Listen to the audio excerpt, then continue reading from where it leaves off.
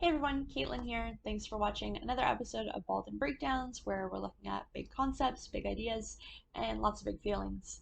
And this week, the concept that we'll be looking at is transference, which is something that's not exclusive to therapy. It's a clinical term, but it does show up in our everyday lives.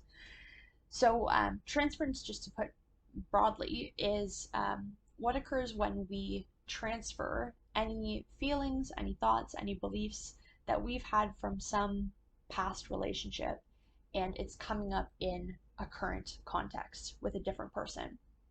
So, I, in any given moment, might be responding to you. Let's say you and I are, whoever you are that's watching this, let's say you and I are having a conversation right now, and suddenly I react in a way that it feels like, whoa, that came out of nowhere. Maybe suddenly I start crying and I feel really sad, or maybe I get really angry and upset with you.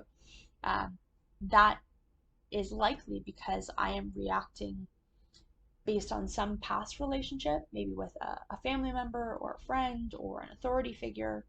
Um, I'm responding based on that piece of my history and my relationship with them rather than this specific moment with you.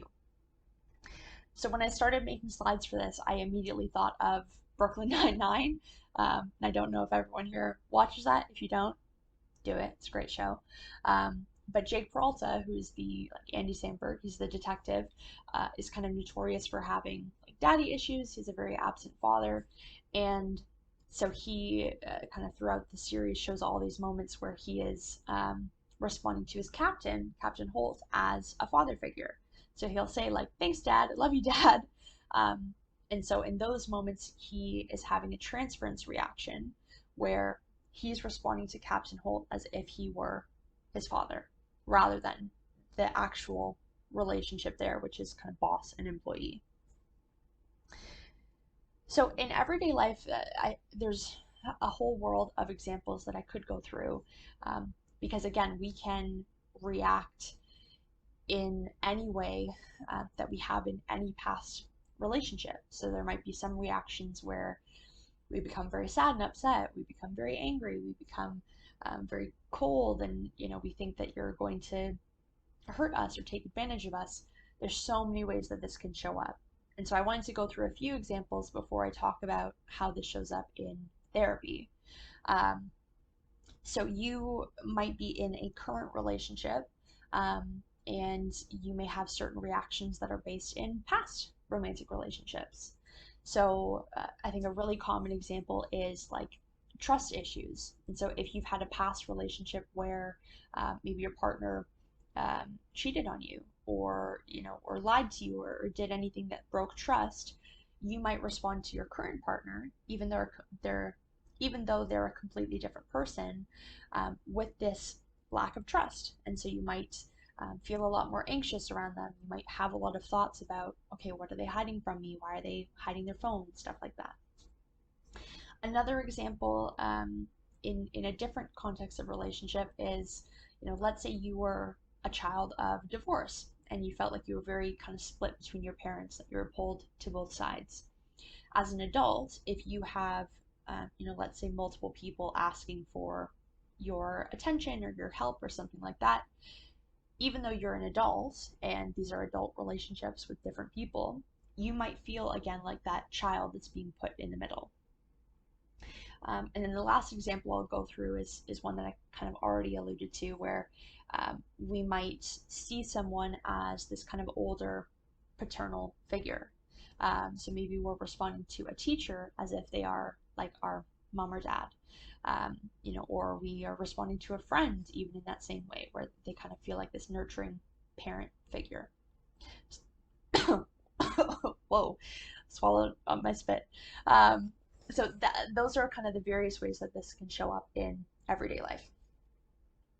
And then just to quickly go through some of the more common ways that this shows up in the therapeutic relationship between clients and therapists, I wanted to go through what are kind of the most common patterns of transference. And so I might not touch on every single one, but I'll try and go through them quickly. Seeing your therapist as the ideal is essentially when you kind of see them as this like perfect figure, that has all these kind of great qualities. And so you may want to kind of live up to them. So you might find yourself being very much in awe or admiration of your therapist. You might actually find yourself kind of mimicking the way that they talk or carry themselves or dress, all because they feel like this kind of ideal person that is perfect and has all these great qualities.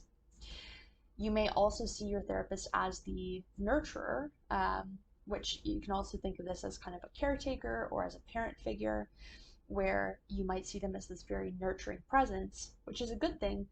But as a result, if they feel like so much of that role, you might slide back into acting like more of a child. You might feel like you have less agency, less independence. You might rely on them more than is needed for support because you're seeing them as this very nurturing figure. Some other ones, if you see your therapist as the frustrator, this might be, when you're seeing them as an authority figure or as someone that maybe doesn't get you, or they're kind of telling you things that you don't want to hear, because part of therapy is, it's done in different ways by different therapists, but part of it is actually acknowledging the places where you are harming yourself, or where you are self-sabotaging, or kind of going against what you actually want. And so sometimes those conversations can feel really frustrating, and you might feel like, oh my God, my therapist isn't even on my side. Um, I won't go through the others, but those are kind of some of the common ways that transference can show up in therapy and in life. This was fun. I love transference. I'll catch you guys on another episode. Bye.